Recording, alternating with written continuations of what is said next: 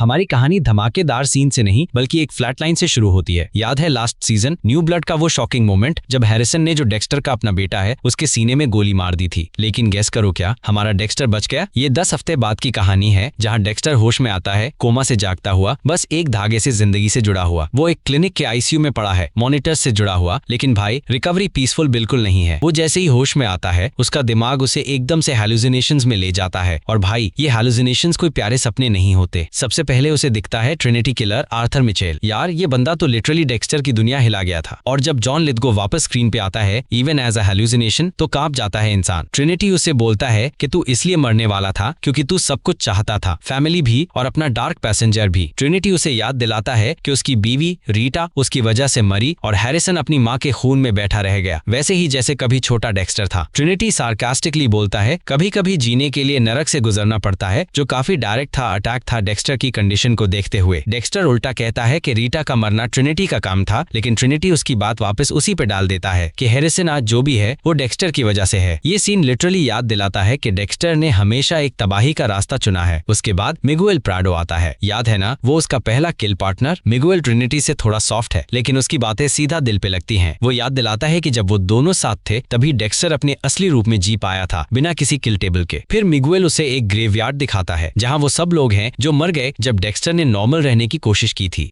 ये मोमेंट सच में हेवी लगता है। मिगुएल उसे इनडायरेक्टली बोलता है कि जब भी डेक्स्टर ने नॉर्मलसी चाही उसने और लोगों की जिंदगियां खत्म कर दी। और जैसे ही लगता है कि हैलुसिनेशंस और इंटेंस नहीं हो सकते, जेम्स डोक्स आ जाता है। Surprise motherfucker. एरिक किंग आज भी बिल्कुल वैसा ही लगता है जैसे पहले था, जैसे टाइम मशीन से निकला हो। लेकिन इस बार डोक्स उसे फ्रीक्ड आउट नहीं बोलता। इंस्टेड एक शॉकिंग ट्विस्ट आता है। डोक्स कहता है कि डेक्स्टर के अंदर कहीं न कहीं अच्छाई का एक कॉर्नर है और उसे अपने बेटे हैरिसन के लिए उसे इस्तेमाल करना चाहिए। ये सीन डेक्स्टर के अंदर एक बड़ी बदलाव की शुरुआत जैसा लगता है, जैसे उसके प्रायोरिटीज चेंज हो रही हों। ये हेल्यूसिनेशंस एक मेंटल कोर्टरूम बन जाते हैं जहां वो अपने पास्ट से कॉन्फ्रंट करता है और अपने बेटे के लिए जिम्मेदारी महसूस करता है। डेक्स्टर जिंदगी और मौत के बीच लड़ रहा है। उसका बेटा हैरिसन न्यूयॉर्क सिटी में एक नई जिंदगी शुरू करने की कोशिश कर रहा है। वो एक हाई एंड एम्पायर होटल में कंसियर्ज की जॉब कर रहा है, होटल के स्वीट्स में रह रहा है और अपना ट्रॉमेटिक पास्ट पीछे छोड़ने की कोशिश में लगा हुआ है। उसने अपना GED भी पास कर लिया, मतलब वो बस एक ड्रॉप आउट नहीं है, अब उसके पास विल पावर है। लेकिन हैरिसन का पास्ट इतनी आसानी से उसका पीछा छोड़ता नहीं। उसे भी हैलुसिनेशंस होती हैं, वैसे ही जैसे उसके डैड को होती थीं। लेकिन हैरिसन की विजन्स और भी ज्यादा रॉ और इंटेंस हैं, जैसे आयरन लेक के स्नोई जंगल में ब्लड बहते हुए देखना। वो गोली चलाने की गिल्ट से फुली ब्रेकडाउन के एज पे है।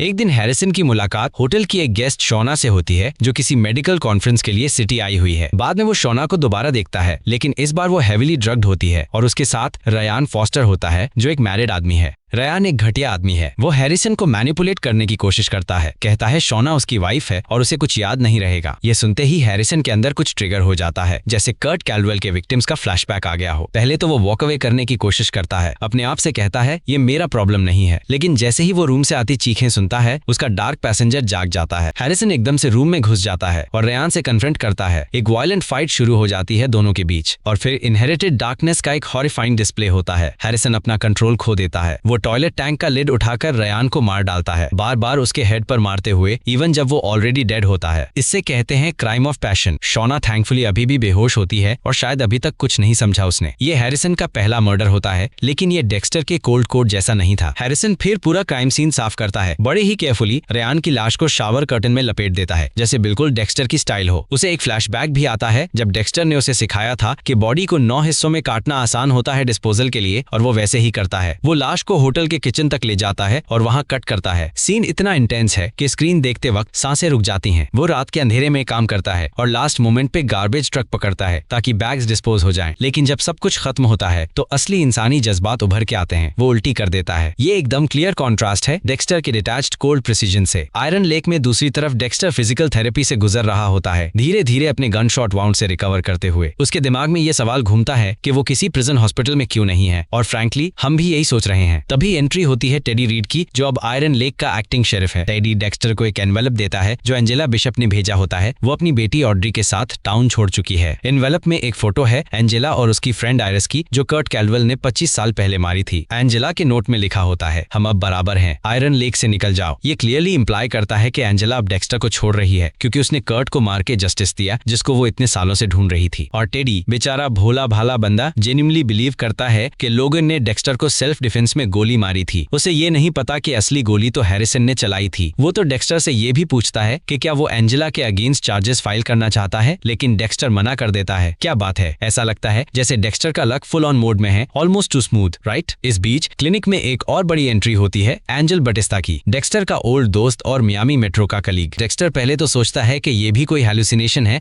लेकिन जब बटिस्ता उसे गले लगाता है तब उसे रियलाइज होता है कि ये रियल है। बटिस्ता उसके लिए एक क्यूबानो सैंडविच भी लाता है, टेस्ट ऑफ होम लाइक। फिर टफ क्वेश्चंस शुरू हो जाते हैं। वो पूछता है कि डेक्स्टर सालों तक गायब क्यों था। डेक्स्टर एक कहानी गढ़ता है कि डेव की डेथ के बाद वो इमोशनली ब्रेक हो गया था। उसकी बॉडी को बोट में लेकर हरिकेन में गया और बोट कैप्साइज हो गई। बटिस्ता काफी इमोशनल हो जाता है, लगभग रो देता है। फिर बटिस्ता एक धमाकेदार खबर शेयर करता है। वो कहता है कि एंजेला ने उसे कॉल की थी और इनडायरेक्टली हिंट दिया था कि डेक्स्टर ही बे हार्बर बुचर हो सकता है। डेक्स्टर यहाँ पर एक्ट करता है जैसे वो शॉक में हो, लेकिन बटिस्ता बोलता है कि बाद में एंजेला ने सब बैकट्रैक कर दिया। और फिर वो रिवील करता है कि उसकी एक्स वाइफ मारिया लागोएटा भी पक्का श्योर थी कि डेक्स्टर ही बुचर था उसकी डेथ से पहले। लास्ट में बटिस्ता एक लोडेड क्वेश्चन पूछता है, पर सबको पता है कि बे हार्बर बुचर तो डोक्स था, राइट? उसका वो फेमस डायलॉग क्या था, क्रीप मदरफकर। डेक्स्टर समझ जाता है कि बटिस्ता कुछ समझ गया है, इसलिए वो एक्टिंग करता है थकान की ताकि बटिस्ता चला जाए। लेकिन जैसे ही बटिस्ता मुड़ता है, डेक्स्टर का मुस्कुराता चेहरा सीरियस हो जाता है। एकदम से सस्पिशन वाली वाइब आ जाती है। और ट्विस्ट ये है कि बटिस्ता लीगली डेक्स्टर का डेथ सर्टिफिकेट भी कैंसिल करवा देता है। अब वो ऑफिशियली अलाइव है। डेक्स्टर अंदर ही अंदर समझता है कि ये मूव इसलिए किया गया है ताकि अगर कभी प्रूफ मिलता है तो उसे अरेस्ट किया जा सके। अब जब बटिस्ता उसके पीछे है, डेक्स्टर डिसाइड करता है कि उसे तुरंत न्यूयॉर्क जाना होगा हैरिसन को ढूंढने के लिए। तभी उसे पता चलता है कि एनवाईसी में एक बॉडी मिली है, 9 टुकड़ों में कटी हुई। उसका दिल कहता है ये हैरिसन ही होगा। वो तुरंत एक प्लान बनाता है, शॉवर का बहाना बनाता है, क्लिनिक को कॉल करता है डिटेक्टिव क्विन बनके ताकि बटिस्ता बिजी हो जाए। फिर वो हॉस्पिटल की पार्किंग से एक कार चुरा लेता है और सीधा निकल जाता है बिग एप्पल की तरफ।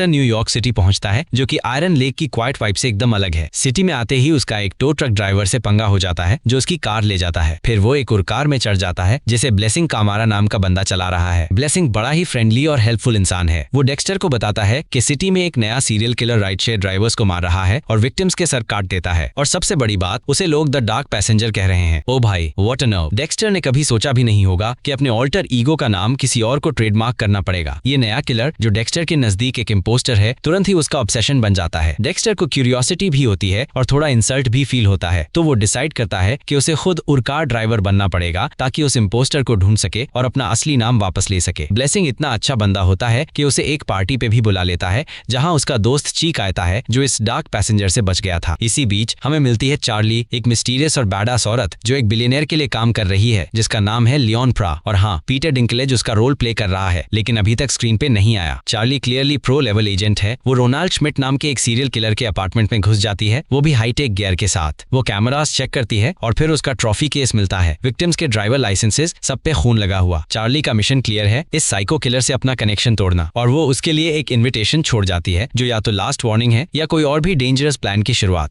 ये सब इस बात का हिंट देता है कि हो सकता है ये कोई सीरियल किलर्स का बड़ा नेटवर्क हो जिसमें डेक्स्टर गलती से फंस जाए। वापस एम्पायर होटल में डेक्स्टर को एक बार फिर से हंट का रश फील होता है। वो स्टील्थ मोड में एक स्टोलन की कार्ड से होटल के एम्प्लॉय एंट्रेंस से एंटर करता है। वो एक प्राउड डैड जैसे फील करता है। देख के हैरिसन ने सीन कितनी सफाई से क्लीन किया, बॉडी शावर कर्टन में रैप करना, क्लासिक डेक्स्टर मूव। लेकिन अब एंट्री होती है ब्रिलियंट डिटेक्टिव वॉलेस की, अपनी पार्टनर ओलिवा के साथ। वो वापस आए हैं सीन को री एग्जामिन करने। वॉलेस की ऑब्जर्वेशन स्किल्स इनसेन लेवल की होती हैं। वो इजिली समझ जाती है कि मर्डर वेपन टॉयलेट लिड था, बॉडी रैप की गई थी कर्टन में। फिर वो एक और स्कैरी बात नोटिस करती है, बाथरूम में कोई बॉडली फ्लूइड्स नहीं है। इसका मतलब है किसी ने ऑक्सीजन ब्लीच यूज किया, मतलब किलर फॉरेंसिक नॉलेज रखता है। अब डेक्स्टर टेंशन में आ जाता है, हैरिसन के पीछे एक रियल एक्सपर्ट लगी है। वॉलेस ये भी नोट करती है कि रयान पे बार बार अटैक हुआ, मरने के बाद भी ये क्राइम ऑफ पैशन लगता है, not a cold and calculated kill. ये डिफरेंस इंपॉर्टेंट है, ये दिखाता है कि हैरिसन अभी तक डेक्स्टर के कोड को पूरी तरह फॉलो नहीं कर रहा। वॉलेस नोटिस करती है कि रयान की महंगी रिंग अब भी उसकी उंगली में है, लेकिन उसका वॉच गायब है। मे बी हैरिसन ने ट्रॉफी के तौर पे ले लिया हो। डेक्स्टर अपनी फॉरेंसिक स्किल्स यूज करता है हैरिसन के स्टेप समझने के लिए। उसे लगता है कि बॉडी का डिसमेंबरमेंट होटल किचन में हुआ होगा, और प्रूफ के लिए वो एक छोटा सा ब्लड पैच सीलिंग टाइल पे देख लेता है, हैरिसन की छोटी सी गलती। और इस मोमेंट को भी डेक्स्टर एक प्राउड पापा वाली फीलिंग के साथ देखता है। सोचो, एक सीरियल किलर डैड भी एक छोटी ब्लड स्प्लैटर पे खुश हो जाता है। Wild right? हैरिसन दूसरी तरफ अभी भी इमोशनल मेस है। वो अपनी कोवर्कर एल्सा के बच्चे को बेबीसिट कर रहा है, एक नॉर्मल जिंदगी जीने की कोशिश करता है,